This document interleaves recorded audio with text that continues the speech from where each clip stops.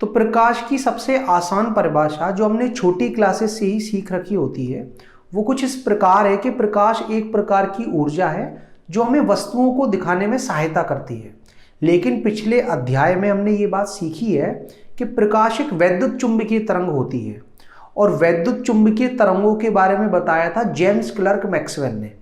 तो मैक्सवेल ने यह बताया कि प्रकाश के अंदर एक वैद्युत क्षेत्र होता है, एक चुंबकीय क्षेत्र होता है और ये दोनों ही प्रकाश के चलने की दिशा के लंबवत होते हैं। और इस वैद्युत चुंबकीय तरंग के अंदर जो परिवर्ती वैद्युत क्षेत्र होता है वो एक परिवर्ती चुंबकीय क्षेत्र उत्पन्न करता है, जबकि परिवर्ती चुंबकीय क्षेत्र एक परिवर्ती वैद्युत क्षेत्र उत्पन्न करता है। तो ये दोनों ही क्षेत्र एक दूसरे को उत्पन्न करते हैं और हमेशा प्रकाश के चलने की दिशा के लंबवत होते हैं। और हमें ये बात पता होनी चाहिए कि वैद्युत चुंबकीय तरंगें कई प्रकार की होती हैं।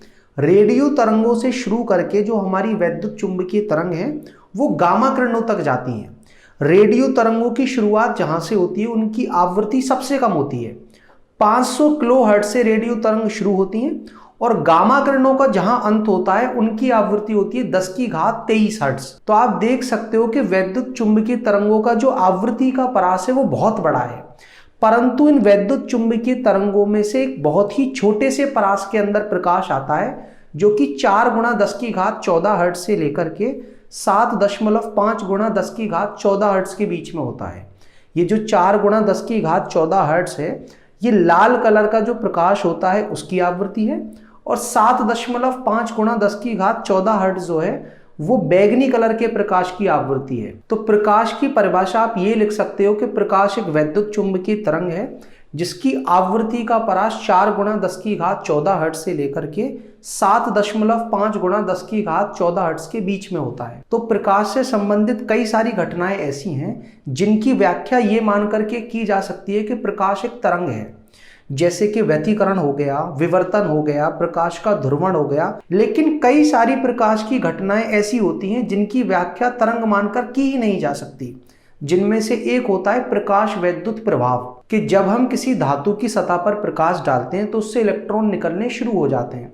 इस घटना की व्याख्या ये मानकर की ही नहीं जा सकती कि प्रकाश एक तरंग है। अब ये जो हमारा अध्याय 9 है किरण प्रकाशिकी एवं प्रकाशिक यंत्र, इसमें हम ये मान करके चलते हैं कि प्रकाश एक सरल रेखा में गति करता है और सरल रेखा में गति करते हुए कभी वो दो माध्यमों को बांटने वाली सीमा से टकराता है तो बिल्कुल इस तरह से वापस होता है जैसे कि एक गेंद दीवार से टकराने के बाद वापस आती है। तो प्रकाश की जो प्रकृति है वो यहाँ भी कुछ कुछ कण जैसी है कि वो गया और अगर वो किसी बाउंड्री या दीवार से टकराता है तो वो टकराकर एक कण की तरह वापस लौट करके आता है।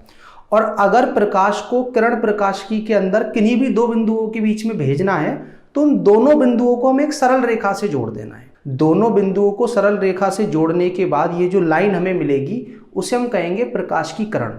और अगर हमारे पास ऐसी कई सारी किरणों का बंडल है तो उसे हम कहेंगे प्रकाश किरण पुंज। और प्रकाश किरण पुंज भी अलग अलग प्रकार के होते हैं कि अगर हम प्रकाश की दिशा में आगे बढ़ें और किरणों के बीच की जो दूरी है वो परिवर्तित ना हो तो इस प्रकाश किरण पुंज को हम कहते हैं समांतर किरण पुंज। और अगर मान लो प्रकाश के चलने की दिशा में आगे बढ़ने पर किरणों के बीच की दूरी कम होती जाए तो उसे हम कहते हैं अभिसारी प्रकाश किरण पुंज। और अगर प्रकाश की दिशा में आगे बढ़ने पर किरणों के बीच की दूरी बढ़ती जाए तो उसे हम कहते हैं अपसारी प्रकाश किरण पुंज। और एक बात और आप ध्यान रखना कि आगे चल करके लुईस डी ब्रोगली ने ये बात बताई कि प्रकाश के अंदर दोनों ही प्रकृति होती हैं, कण प्रकृति भी और तरंग प्रकृति भी। कुछ घटनाएं प्रकाश की ऐसी होती है जिनकी व्याख्या ये मानकर ही हो सकती है कि प्रकाश एक कण है और कुछ घटनाएं ऐसी हैं जिनकी व्याख्या ये मानकर ही हो सकती है कि प्रकाश एक तरंग है। अब जब हमें ये समझ में आ चुका है कि प्रकाश क्या है तो चलिए अब समझते हैं प्रकाश के परावर्तन को।